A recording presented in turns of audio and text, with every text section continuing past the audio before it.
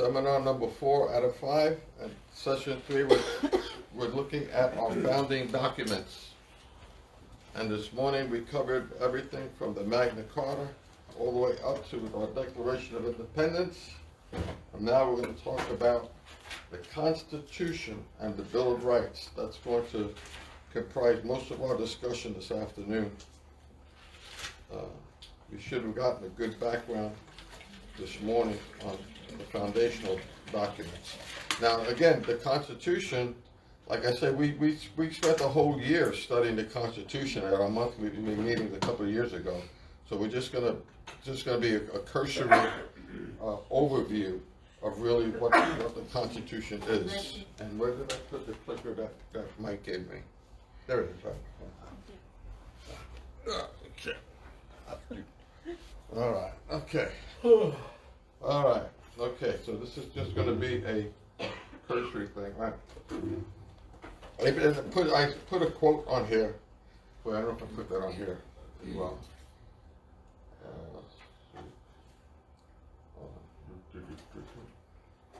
Oh, okay. Let's start out with Hughes, Hip Hughes. He had a good introduction here.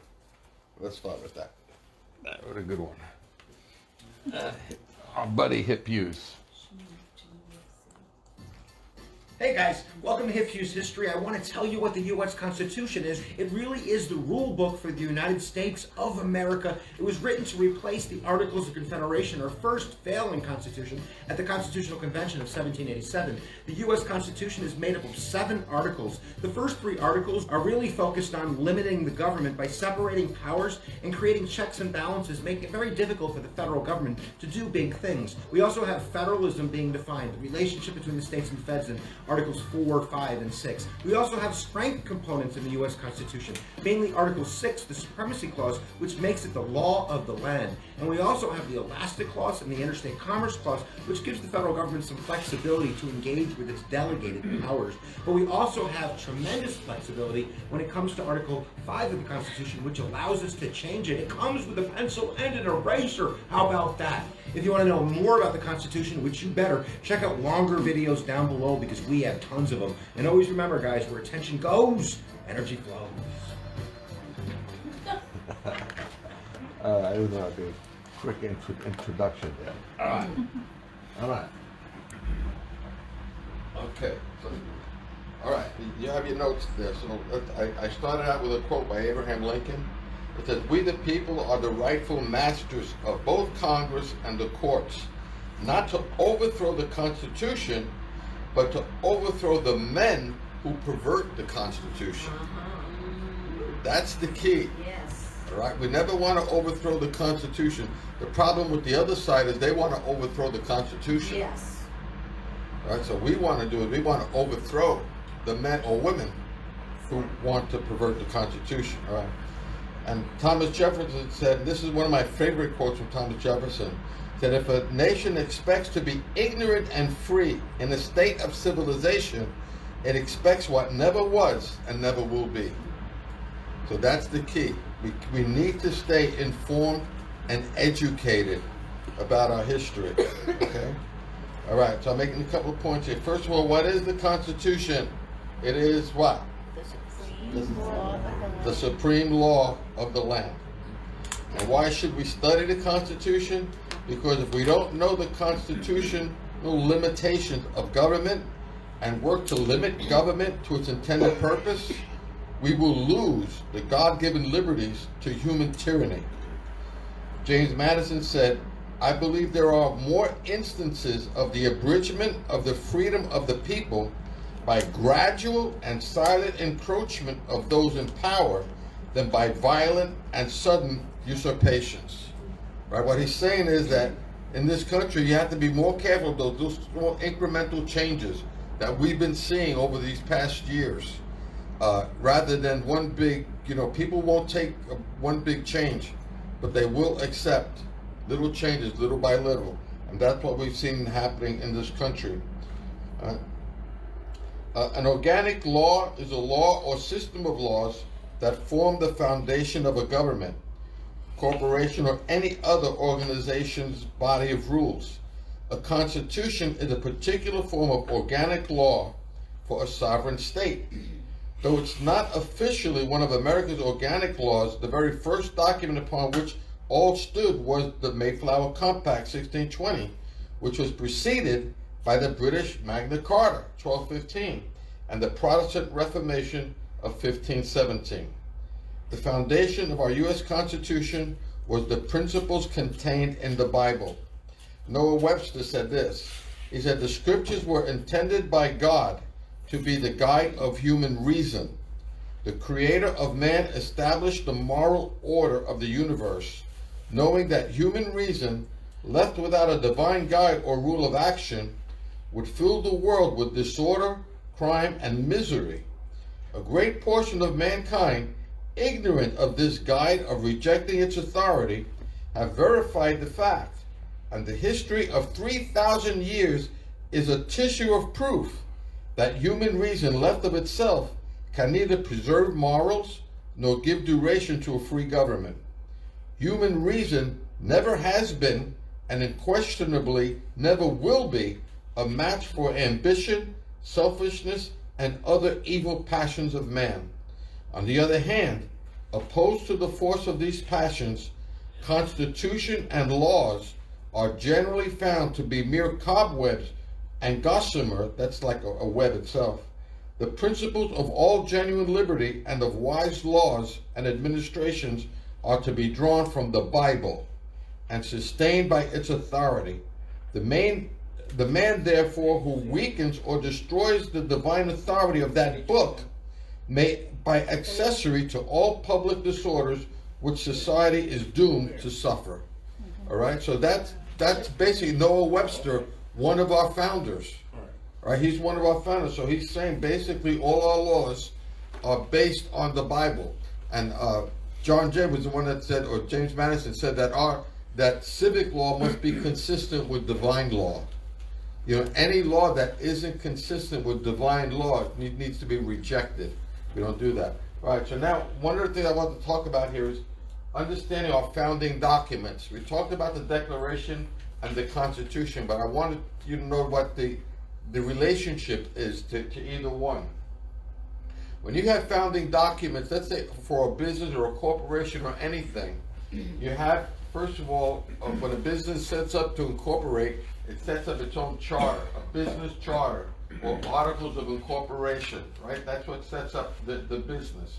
All right, let's see what else I have here. A successful business project starts with a well thought out charter statement. This document defines the general purposes for the establishment of the business, outlining its objectives and scope, and authorizes the initiation for application to the appropriate government agency for official recognition. A business with no charter, or with poorly conceived one, is likely to fail because of conflicting priorities and ill-defined roles. A good charter sets the tone for a project in which the goals and the means of achieving them are clear. Our charter is the Declaration of Independence. That's the thing that sets forth what it was that our founders intended to have. Every state requires the filing of articles of incorporation in order to create a corporation. This important document registers your company's name and intent to conduct business within the state as a domestic corporation. After you receive approval from the state, your new business will officially be ready to hold its first board meeting and begin operations. That's the way it works with the business. In that sense, looking at our declaration as our charter, that's the initiation of our business of the United States of America. Now the Constitution and bylaws of a business, now we're looking at that. The Constitution of an organization contains the fundamental principles which govern its operations. The bylaws establish the specific rules of guidance by which the group is to function. All but the most informal groups should have their basic structure and methods of operation in writing.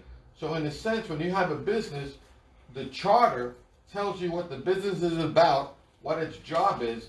The Constitution tells you how to do it. It's the rules for doing this. So you can't have one without the other. You can't have a Constitution rules unless you first have the charter that gives you the authority to initiate the rule book there. So seeing it that way, we look at the United States in the same way. See, the relationship of the Constitution to the Declaration. The U.S. Constitution is founded upon the principles put forward in the Declaration of Independence. In the same way, a company's constitution and bylaws are consistent with the business charter that established the business. All right, so there you have the business charter, articles of incorporation, that leads to, that's our Declaration of Independence. That's our business charter. And then our Constitution and bylaws is the U.S. Constitution. So that's the way they're all related. So we need to understand that you can't have one without the other. So as people say, oh, God isn't mentioned in the Constitution. He actually is by implication, but it's also 4 times in our Declaration of Independence. So these two are really all together. So we have to understand how businesses are formed. And there's actually a lot of the discussion and debate over the legitimacy of our American system of government, whether or not it's a constitutional legitimacy. Yeah, so, but we're not going to get into that debate now. The fact that the American government might be a whole big fraud, but that's for another time. Yeah, but again, but just understanding the way our system is set up, the relationship of the Declaration of Independence to the Constitution. That's why I wanted to cover that first. Okay, let's see. All right. All right, now when we look at the Constitution, we want to look at 2 methods of interpreting the Constitution before we even get into it. The first one is we call original intent. People looking at the Constitution, and the other one is the modern subjective method, for lack of better terms, progressive, liberal, whatever you want to call it. All right. The original intent method, it seeks to determine the original intent of the authors. When they wrote the Constitution, what is it that they meant to say? And we want to be faithful to what they intended to say. There's a great book by David Barton called Original Intent, and it's all about this whole concept. This is the typical method that everything else you read. When you pick up a newspaper or a history book or everything, you read for what it says, and you take it for what it says. You don't read more into it. You don't try to twist something out of it, make something new out of it. You just take it for what it says, and that's it. That's a typical method of reading anything, basically.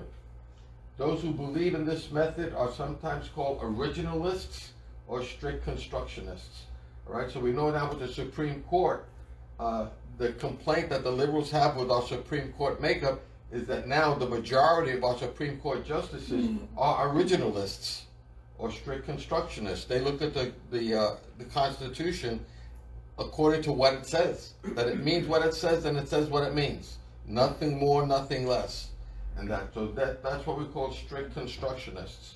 Now, the modern subjective method seeks to redefine words of the authors to fit a contemporary narrative. All right, so they want to make everything, they want to modernize everything. They want basically this method allows the Constitution to mean whatever the reader wants it to mean, as they would call it, a living document.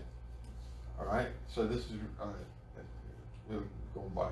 Those who believe in this method are progressives or liberals. And I put a couple of quotes here that are interesting. Jefferson said, "On every question of construction, carry ourselves back to the time when the Constitution was adopted. Recollect the spirit manifested in the debates, and instead of trying what meaning may be squeezed out of the text or invented against it, conform to the probable one in which it was passed." Tom Jefferson. Now, Charles Evans Hughes said, a Supreme Court justice in 1907 said, "We are under a Constitution, but the Constitution is what the judge says it is. And the judiciary is the safeguard of our liberty and our property under the Constitution." All right? That's the modern liberal view. That, yeah, we're under a Constitution, but the Constitution is whatever we say it is. Yeah. That's why they call it a living document. But you have to understand what the fundamental difference in the thinking is, that we need to understand. I've often said we need to go not by what is seen, but we need to understand the invisible forces that are unseen. This whole idea comes out of an evolutionist worldview. These people think that, well, the Constitution means whatever we say it means because we know better than our founders did. Our founders did the best that they could with what they had, but now we're much more enlightened, we're much more educated, we're much more advanced, so now we know better. So now we're going to change the Constitution to make it what we think it ought to mean. So now they put themselves, and the difference is this, they put themselves in the authority higher than the Constitution. So instead of living your life in accordance with the Constitution, you want to make the Constitution consistent with the life you want to live. Now, if you stop to think about that, the same thing with religion. All right? Those of us who are born again, saved Christians, we know that the Bible doesn't change. That our job is to conform our lives to the precepts of the Bible. Liberal people in church think that the Bible should conform to our way of living. So if they think same-sex marriage is homosexuality is okay, well then they think God must like that and we know better, so the Bible needs to be changed to conform to our lives. That's the major difference between liberalism and conservatism. And it comes down to pride. The pridefulness of man. Man thinks he's better than our predecessors. Thinks he's better than our forefathers. He thinks he's better than God. Exactly. It comes down to the age-old thing. The thing is this, if you put yourself in that position, then you're really putting yourself in the position of God. You're saying you are the final word. So we need to understand that's the basic difference. And that's what, as a Christian, and I studied politics, it's amazing how much I see politics. It's not about getting political, it's about being biblical. How much you see Christianity impacting politics, and the principles that we know concerning God apply to American government as well. So, all right. So now, the two worldviews, that's what we're talking about here. The conservative worldview is God is the ultimate authority and the author of wisdom, right and wrong. The liberal progressive worldview, contemporary human intelligence is the ultimate authority and the author of right and wrong. The conservative view is, though we are imperfect beings, we seek to discern God's rules for happiness and right living and publish these in written form. That's the Bible. The progressive view, as humans evolve, they become enlightened to higher levels of wisdom. Conservative view, man is judged by laws expressed in written documents. Liberal view, the written documents are judged by man. See the way they reverse everything? Conservative view, our rights are given by God. Liberal view, our rights are given by government. All right? That's the fundamental difference between the two worldviews, and we need to understand that when we deal with different issues, and the details might be different, the issues might be different, but always look beyond what you see to the forces that are driving them, because that'll give you a better understanding whether something's going to be good or not. All right? Make sense? Yes. Okay. So now with that, let's take a look at the outline of the Constitution. The preamble. We the people, most important three words probably in government today. We the people of the United States, in order to form a more perfect union, establish justice, ensure domestic tranquility, provide for the common defense, promote the general welfare, and secure the blessings of liberty to ourselves and our posterity, do ordain and establish this Constitution for the United States of America. All right, so what is the purpose of our Constitution? It's not to provide people with a chicken in every pot, or it's not to provide people with health care. It's not to give all this stuff that they want to give out. What it is to establish justice, that's why we have a judicial system. Ensure domestic tranquility, that's why we have police forces, amen. Provide for the common defense, that's why we have a military. And promote the general welfare, not to give the general welfare, all right? Just to promote it and encourage it. But the general welfare should be provided by, number one, your family, and then the church.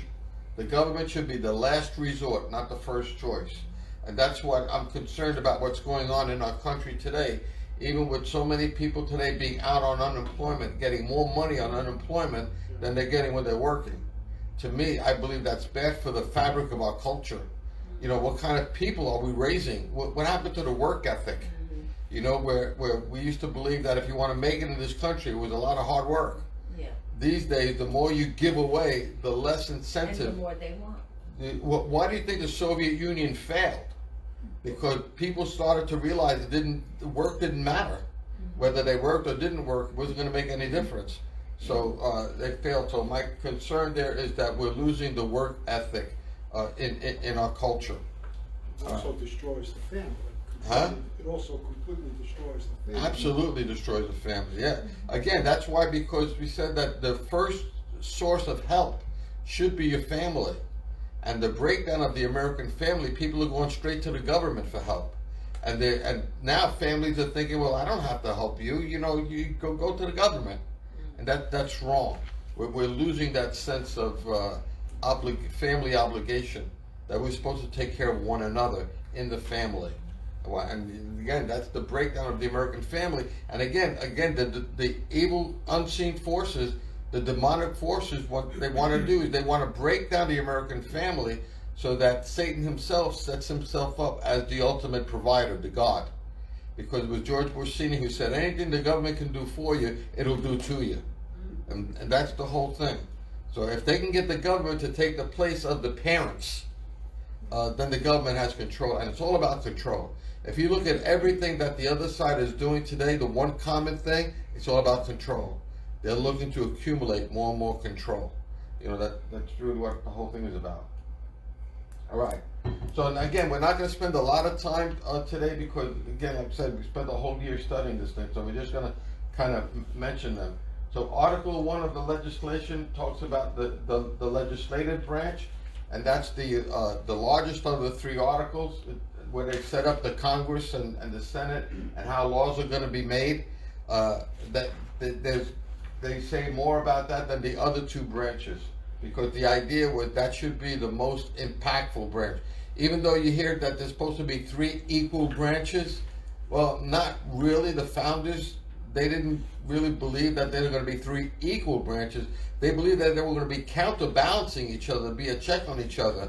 But they really believed that the legislative branch would be the largest one, because that was the most representative of we the people. We the people. We have Congress there. Article 2 is the executive branch. That's the president and the executive. The legislative branch, their job is to come up with the laws, make the laws. The executive branch, the president and everybody under him, their job is to enforce the laws there. And then you have the judicial branch.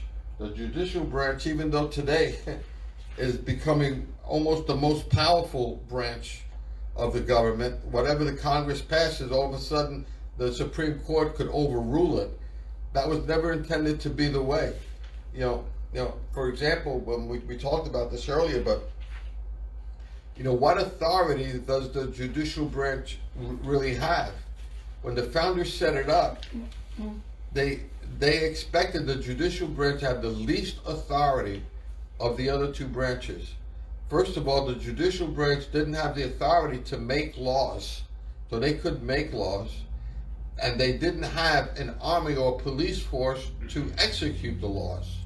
So basically, they don't have any power. The only job for the judicial branch, the Supreme Court basically, is to give an opinion. They can't even overrule, technically speaking, any laws that are generated by the legislative branch or anything that the executive branch does. It was Andrew Jackson who the Supreme Court came against one of his rulings. and they ruled that something was in about it was moving the Indians to a reservation, and the Supreme Court said that what he was doing was illegal, was unconstitutional. So what Andrew Jackson said, he said, well, Mr. Marshall gave his opinion, now let him enforce it. And he did what he wanted anyway. All right, so understand that the judicial branch was set up, their only authority is to give an opinion. That's all they can do. They can't declare, in a sense, something to be unconstitutional or what. They can only give an opinion, and then it's up to people to accept it or not accept it. But today, they've become almost too powerful that now whatever the Supreme Court says, everybody goes by. And that was never the intent of the founders, because if they are the ultimate authority, then what we have is an oligarchy, a country run by a few old men, or old women now, but by a few people. That was never their intention, that we would be ruled ultimately by a group of 9 people. Their intention would be that we would be ruled by the Congress. We would rely on the judicial system to give us their opinion, but the laws would be executed, will be drawn by the Congress and be executed by the executive branch. And the judicial branch was just to render an opinion there. All right. Article 4, we talked about the relations amongst the states, and again, we're not going to spend too much time on these at this point. Article 5 is how to amend the Constitution there, and they did make provisions for changing it because the founders recognized that things will change, and they need to be able to change things, but they didn't want, again, things to be changed at the whim of people. They didn't want things to be changed for light and passing sentiments.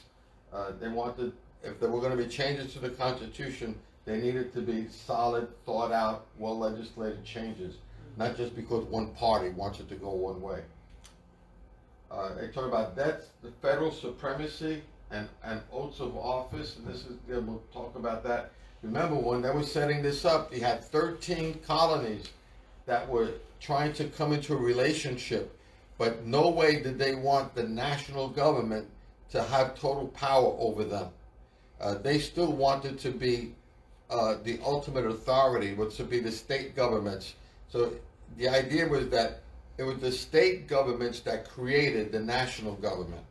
The national government didn't create the state governments. So in a way, the national government is here to serve the states, not to have dominion over the states. And that's a big problem that we have today in that balance. Then I talked about ratification of the Constitution, Article 7.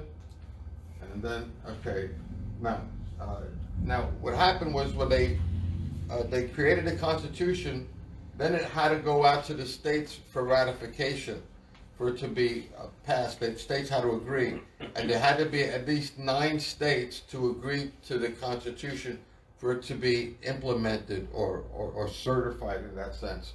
So these were the states that ratified it in the order that they did. The first one to ratify was Delaware.